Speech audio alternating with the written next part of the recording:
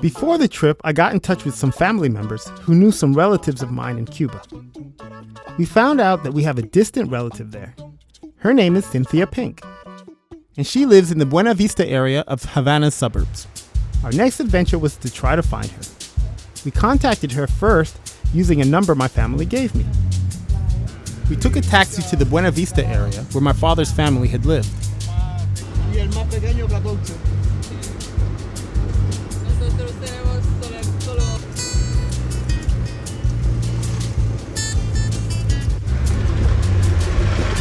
Ahora busca el teléfono para que le digan cuál es el número de la casa.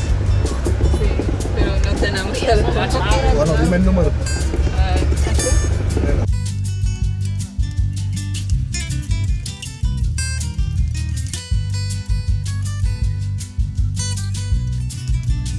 The taxi driver was able to find the place pretty easily and offered to pick us up from the house when we were done and take us back to Old Havana. Mar Azul se llama, Playa Mar Azul. Okay, Mar Bueno. Mar Azul. Oh, azul. Azul. Blue. Azul. L. Sí, the color.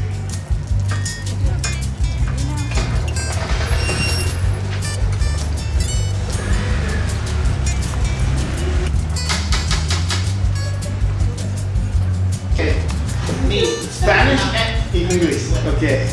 When I cannot say it in English, I will say it. Okay.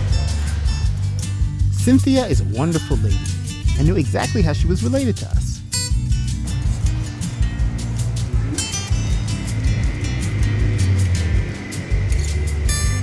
And they knew each other and they got married.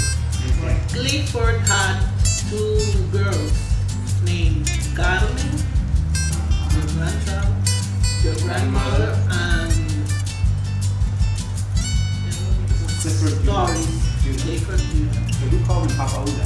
Papa Huda. That's Papa Huda. That is Papa Huda. And it was my great-grandfather was named Clifford Judah, and when he remarried, he married the sister of Cynthia's mom. Your father's grandfather. Your great Doris May. She died several years ago. Doris May and Daisy, she was my mom. These three are Williams. She's Elvira. That's what they call Elvira. Her real name is Elvira. Is the mother of Sonia. Okay. Miriam. I found out that my great-grandfather, Papa Huda, was born in Jamaica, my grandmother, Carmen, in Honduras, and my grandfather, Julio, in Cuba. Miriam Dorita. This is Carmen. Had two sons. She married Julio Landa. He is your grandfather. Right. Your grandfather. Yes. Carmen and Julio. Yes. They got two sons. Mm-hmm. Julito yes. I know. and Mario. Yes. So Mario is your father. Mario is my father. This is your father. Wow. Okay, oh, yes. And Very you good. are here and I am here. She married Edwin. Mm-hmm. Oh, Edwin. Okay. And they got three girls. Okay. My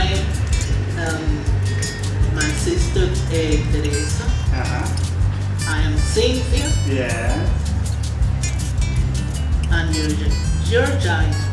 Oh, So Georgia and that's in New Jersey. She lives in New Jersey. So which one? Yes, he's from the army. He lives there. This here? This is Kenneth and his wife and his little children. And this is Ethan's daughter, big daughter, Mita. Oh, okay. Yesterday, just yesterday, she was here for 25 days. Yesterday she left to New York. She lives in New York. Oh. I'm the only one here in Cuba. My mother died 3 years ago.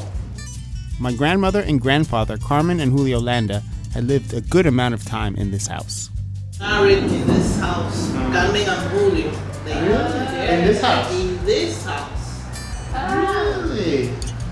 When Carmen was maybe 8, 9, 10 years old, she came to live to this house. Really?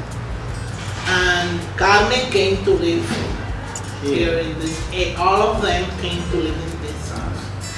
That was in 1924 or less. 1920.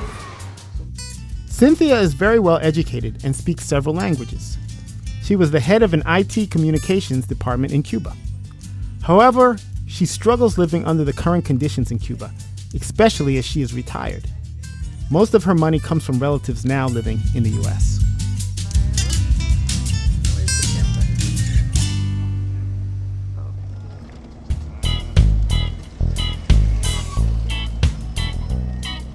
The next day, we took a taxi to Santa Maria Beach, which was about a 30-minute drive from Havana.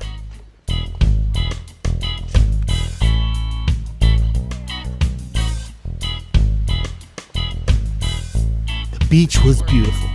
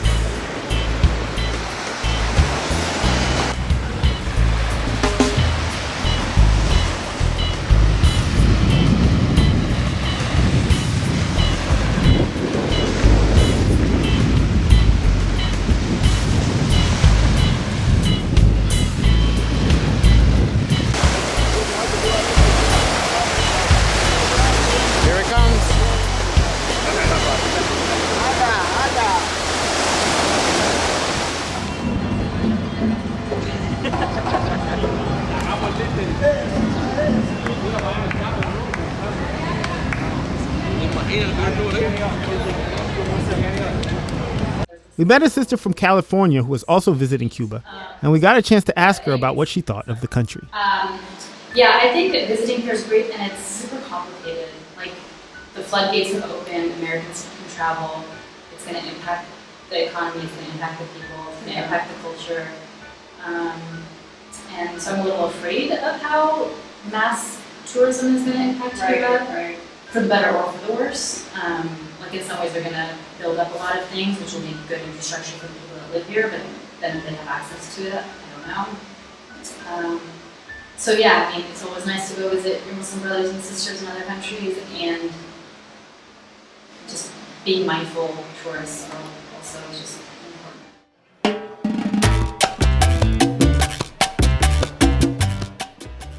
The restaurants we found in Cuba were not amazing. It may have been the restaurants that we found which seemed to be more touristy than anything else. Since we eat zabija only, we ended up mainly eating seafood.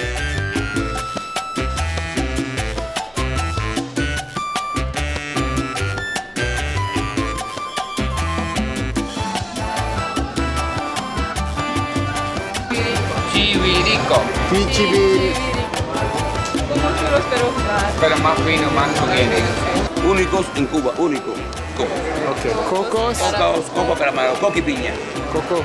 Muéstralo un poquito que tú veas. No, muéstralo por arriba, muéstralo, mira. Muérdelo. Muérdelo. Ese blandito por dentro, es blando. Muérdelo. This part's good. Eso es caramelo todo. Muérdelo por dentro. Vamos a necesitar una Muy rico de coco.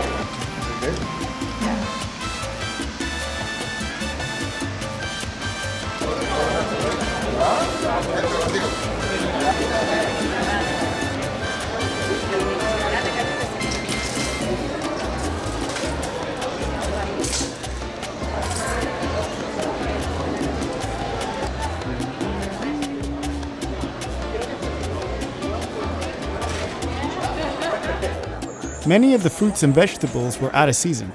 The only fresh produce we came across were some guava and avocados. And they were some good avocados. Pork is big in Cuba, and it's usually the first thing on the menu. One of our tour guides explained that the reason for the popularity of pork in Cuba dates back to the Spanish Inquisition, where eating pig was a way to prove that you were Christian.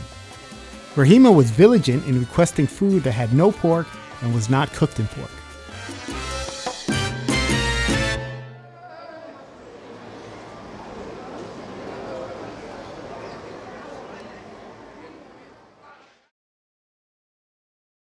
This Dean TV video was brought to you in part by Penny Appeal USA, Small Change, Big Difference, by Islamic Relief, Working Together for a Better World, and by Guidance Residential, the #1 Islamic home financer in the U.S.